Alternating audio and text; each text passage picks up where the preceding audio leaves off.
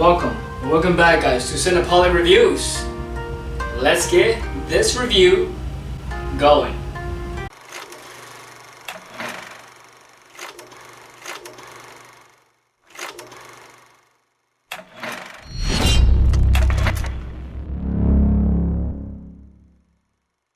Rental Family. It is the new Brendan Fraser film directed by Hikari, which I do not know about her work. All I know is from my research that I did, she has done 37 Seconds, her first film feature. This one is technically a worldwide international debut film feature. So after Brendan Fraser won his Academy Award, his Oscar, and not only that, but a lot of awards in general for his portrayal in The Well, I knew that Brendan Fraser was back. Listen, I have been a fan of The Mummy and basically all his films that he has done, George of the Jungle.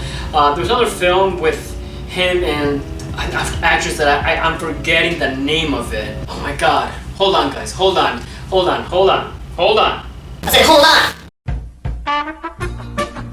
Bedazzled, that's the film. That was absolutely amazing, and the actress is Elizabeth Hurley. I was probably not even an age to see this film, but I absolutely enjoyed it. I myself was very curious going to this film because, listen, Brendan Fraser, everybody thought that he was going to be a one-hit wonder of acting in a film. He let people know, you know what, I'm not that one-hit wonder, because not only was he amazing at The Will and won, but he also came back with a supporting actor and just in the film of Killer Moons by Martin Scorsese, which that absolutely was amazing. He was a standout as well in that film, even though Leonardo DiCaprio was the main actor in that. So I was excited to go see this film because Brendan Fraser knows how to act, especially in dramas like this. But this one was a little different. It had a more wholesome, heartfelt moments in this. I don't want to say more. I want to keep going with it with the positives and negatives. So let's keep going with this. Rental Family.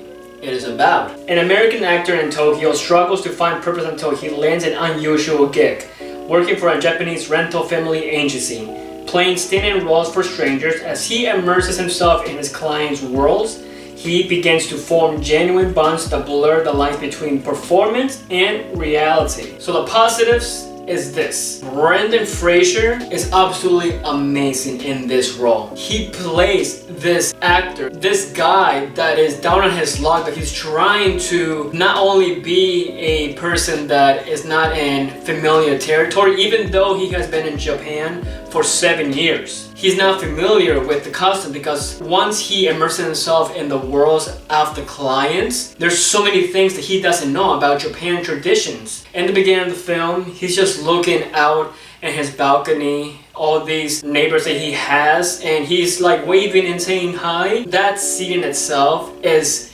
just him being, you know what, I feel lonely.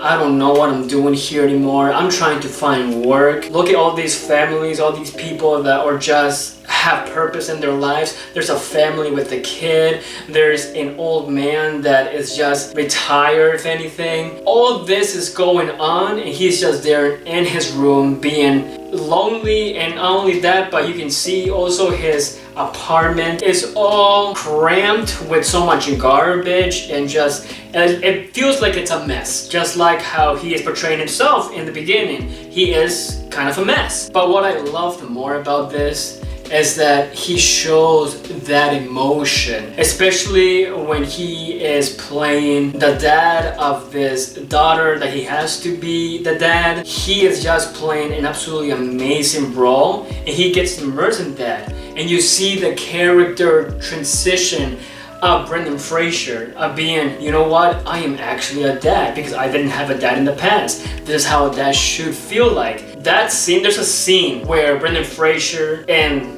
the little girl, which absolutely she's amazing as well. Something happens and the emotions that I had while seeing that scene, I was almost in tears. Felt so much warmth. I was smiling most of the time in this film because Brendan Fraser is such a good actor playing this role in this film.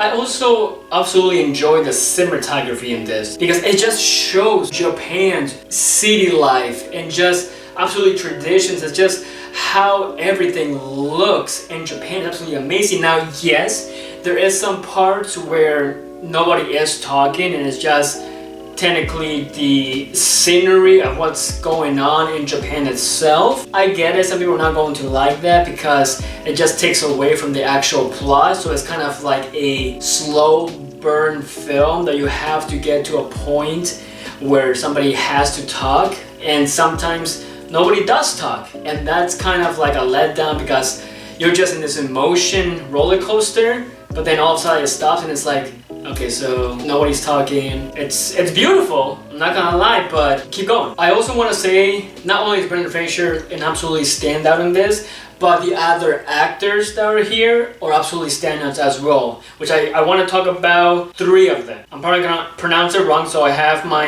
handy dandy phone here. So one of them is Mori Yamamoto, who plays Akiko, who is the co-worker of Brendan Fraser, who is Philip, of course, and also Takahiro Hira, which plays the boss of the rental agency. And then of course, Shannon Gorman, who plays Mia Kawasaki, is the fake daughter in a way of Brendan Fraser being the dad. Those 3 absolutely standouts, especially Mari Yamamoto. She just introduces this POV, this lifestyle of a female in a family rental agency. You just get to see that part where it's like the females don't have it the best than the male co-workers. The last thing I want to say, that was, I guess you can say, not a negative per se, but I just wanted them to show a little bit more of the female co-worker as well as the boss, because